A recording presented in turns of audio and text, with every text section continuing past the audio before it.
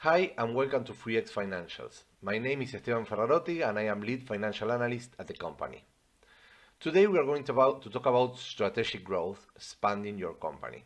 So this video is mostly intended for those small companies that are planning to or want to be like a medium-sized company. So they want to expand their company to either more customers, new markets, or just grow in terms of revenue.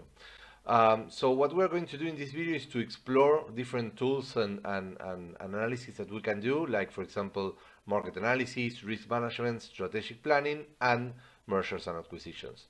So let's dive into the video. Let's start talking about market analysis insights. So market analysis is key to strategic growth by understanding market trends, identifying target segments, and conducting competitors analysis. So when you're a small company, uh, you basically don't do that much market analysis. You maybe Google some of your competitors to see the prices, but you should start like looking customers and selling your product, and maybe customers start recommending your product to other customers or your services to other colleagues, and you start getting more customers through recommendations.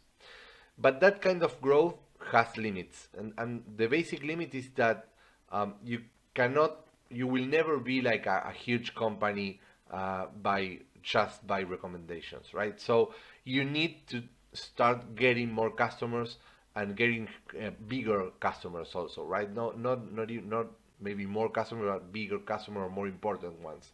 And to do that, you need to understand market trends. Definitely, you need to know what's going on in the market.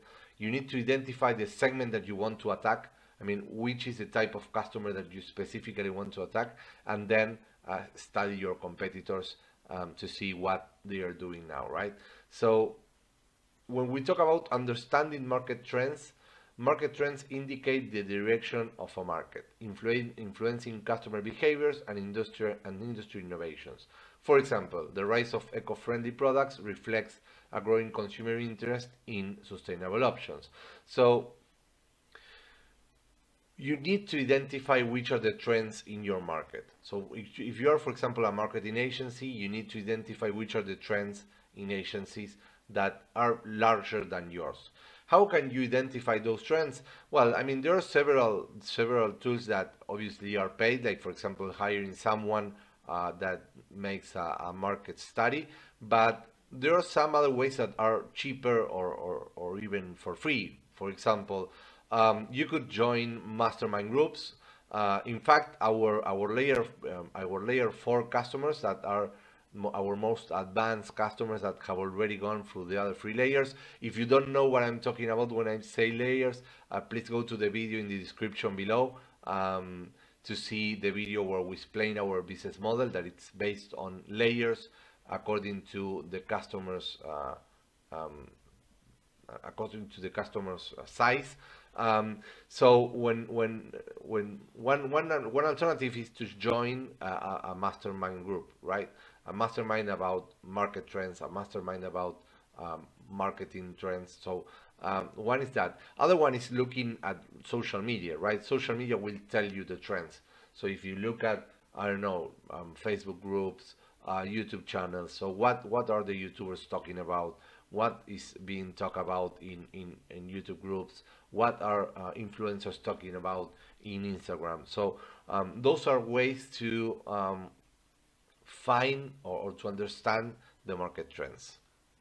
So once you've understand the market trends, then you have to identify your target market, right? So a target market segmentation involves categorizing consumers based on demographics, psychographics, and behavior.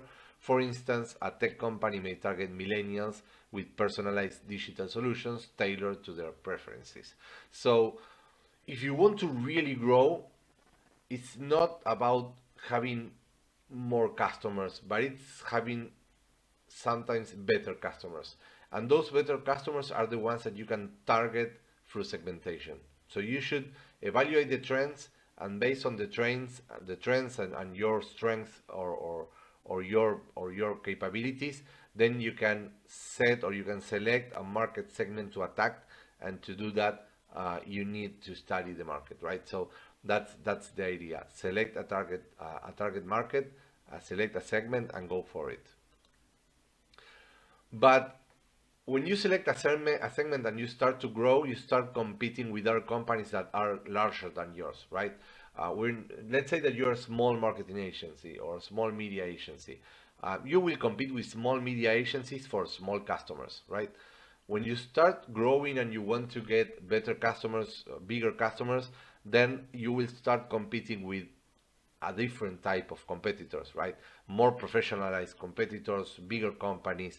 So you need to study them in depth. I mean, this is not just a matter of going through Facebook and see what they are doing.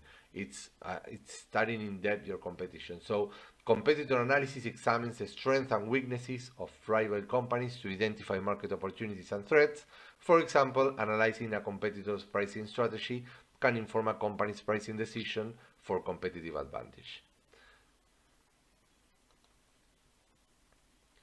So the next tool that I want to talk about, or the next practice that I want to talk about, is risk management, right? So why am I talking about risk and growth at the same time? Well, basically because growing is taking risk, and in a growth path, you can either grow and become a medium-sized or a large company, but you can also fail and bankrupt. So effective risk management is essential for sustainable growth. Assessing potential risk, implementing mitigation strategies, and creating contingency plans are crucial steps in safeguarding your company's success. So it's not just about growing, but it's about thinking on the risk of growing also. So how can you assess potential risks? Well, thoroughly identifying and analyzing potential risks, including market fluctuations, regulatory changes, and competitive threats, is the foundation of risk management. Assessing this risk allows for proactive decision making and strategic planning. So what I mean with this, remember that before I was talking about competitors, right? And I was saying that when you start growing and you want to be a medium-sized company and start going for the big fishes and start going for big customers, you will have to compete with more aggressive companies, with bigger companies that will have tools to win or to destroy you even. So assessing that kind of threat, so who am I going to fight against, or what are new customers going to request from me? Is my technology updated enough to go into this new market? Do I have the cash that I need to go to this new market? What happens if I go to this new market and put all this cash and fail? Would that be a risk for my company? So those are all kind of questions that you have to analyze and you have to make yourself when you are assessing potential risks. So once you assess those risks, you can implement risk mitigation strategies. So implementing appropriate mitigation strategies is imperative once risks are identified. This may involve diversifying revenue streams, investing in technology, or establishing partnerships to minimize the impact of potential threats. So for example, let's say that you want to go for a new market. Let's say that you want to go for a new country. So you want to start having customers in a different country. That is your growth strategy.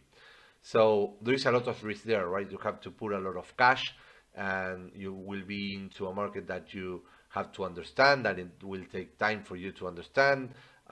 So you could find a partner there, right? You could find a partner in that country that has already some customers, maybe a small company that understands the market and needs money to grow. So you could just do an M&A or establish a partnership with that customer in order to get faster and better to this new market, right? So you need to assess the risk, and based on the risk, you need to establish a risk strategy. Knowing the risk and don't doing anything, it's not an option. If you know a risk, if you know there is a risk there, you have to establish a mitigation strategy. And then you will create contingency plans, right? So creating contingency plans enables companies to respond swiftly and effectively to foreseen circumstances, ensuring business continuity and resilience in the face of challenges. So what if it goes wrong? What if your plan fails? What if your expansion plan fails? You need a contingency plan there. Also, if you're going to work with large companies, for example, if you're going to go for the real big fish, then you will need contingency plans for your daily operation, for example. What happens if a COVID comes again? How can I ensure that my customer will have continuity of services if um, if uh, if a new COVID comes again, right? So you need to have contingency plans. You are now going to play in a bigger, much bigger league, so you need to be prepared, and that's a contingency plan. The next point I want to talk about is strategic planning, right? So maximizing growth potential. So strategic planning is the key to unlocking growth potential, and it includes all the points that we have been talking about until now, right? Um, so by setting clear objectives, developing action plans, and allocating resources effectively, companies can achieve sustainable expansion and success. Um, a strategic plan is like the roadmap, right? So imagine that you're going on a trip to a country that you don't know. Um, just getting the ticket to go there and that's it, it's not enough. I mean, you cannot go to a country that you don't know just getting the ticket and going there.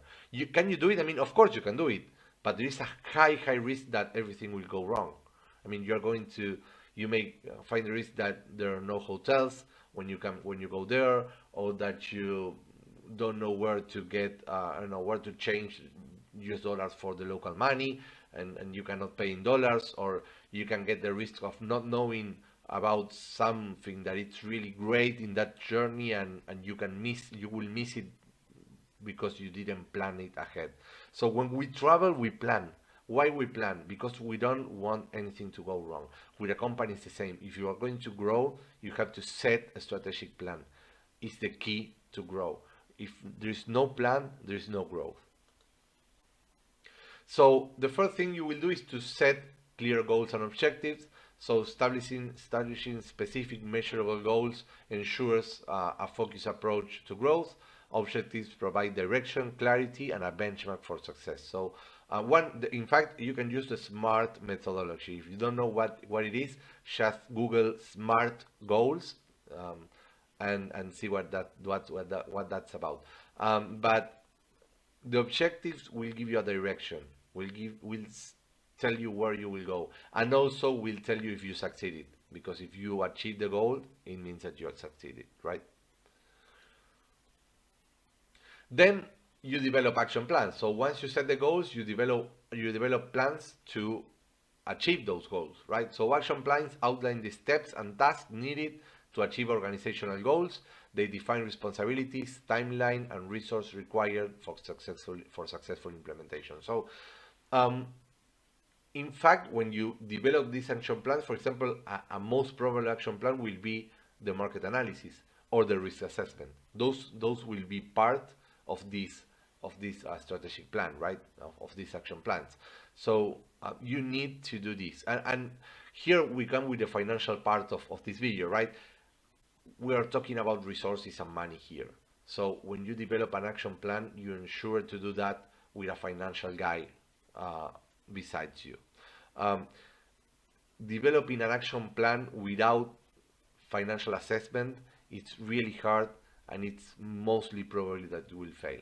In our experience working with entrepreneurs in general tend to for example, to overestimate sales. So they overestimate sales. They underestimate costs. So doing this work with a financial advisor or with someone that manage the finance in the company, it's key in these terms.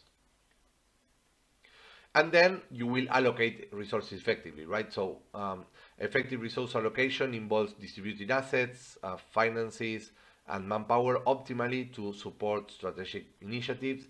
it ensures that resources are used efficiently to drive growth and innovation. So once you have set the plan, you will have to put the money to make that plan work, right? And that's about resource allocation.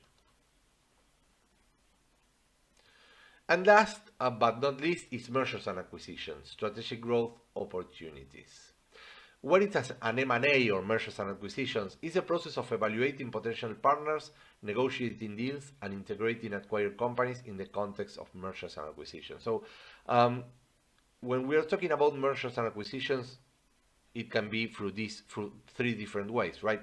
One is finding an investor for your company.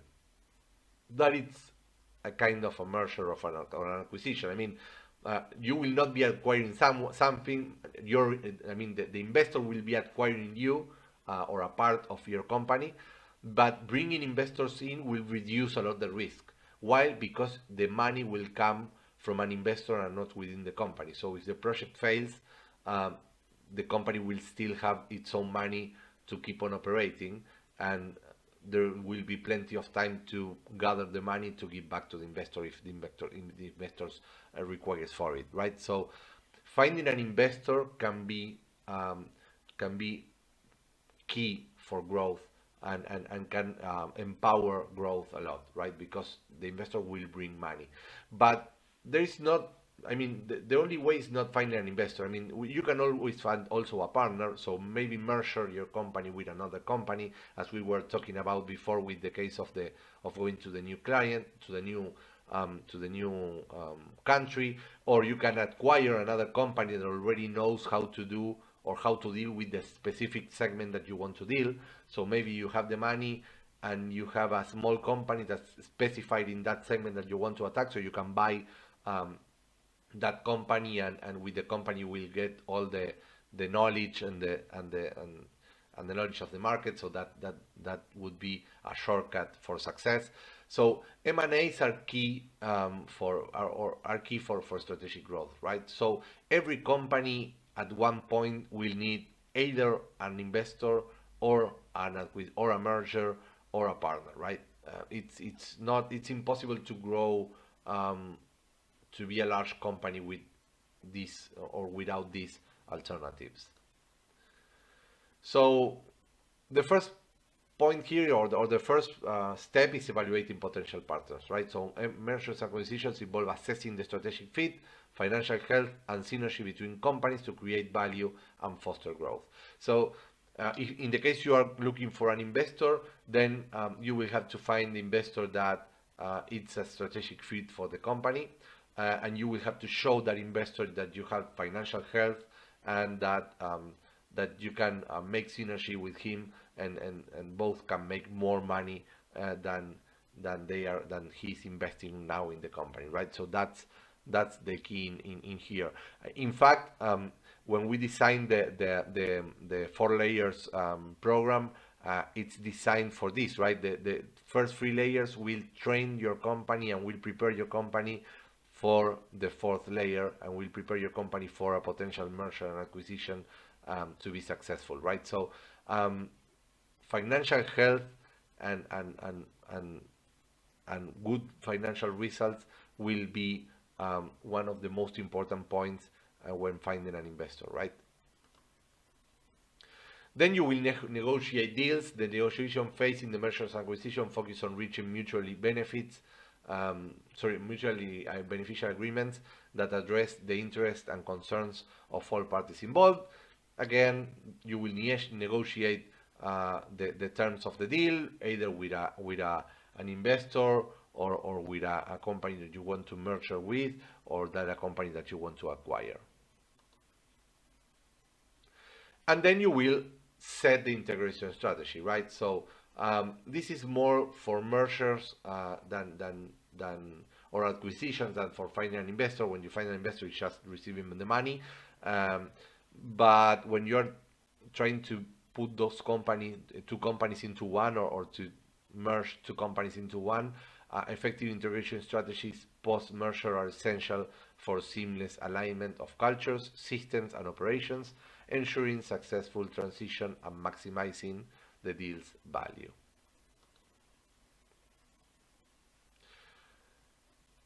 And one or some final thoughts here are related to strategic growth success stories. Um, we go back again to the mastermind groups, right? So when you want to grow, of course you can apply all of these tools that we've been talking about in this video. But what you can also do is to talk to people that have already succeeded. So examining successful strategic growth stories can provide valuable insights and lessons for implementing growth strategies in diverse business contexts. That's why our layer 4 is related to a mastermind, right? Because we believe that the best of growth can be learned from the experience of other people's besides all these tools that we are talking about. And of course, measuring growth impact, right?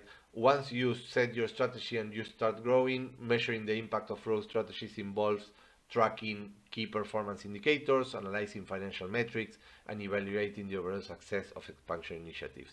You cannot decide to follow a strategy without measuring its success. Success must be measured. You must be able to determine if your strategy was successful or not. So measuring growth impact is key in every growth strategy. So that's it for today's video. I hope you enjoyed. Once again, if you're interested in our services or in what we do, you can contact us through our website or through the email. And don't forget to subscribe to this channel if you like this content and to give the like to the video. Okay, see you guys.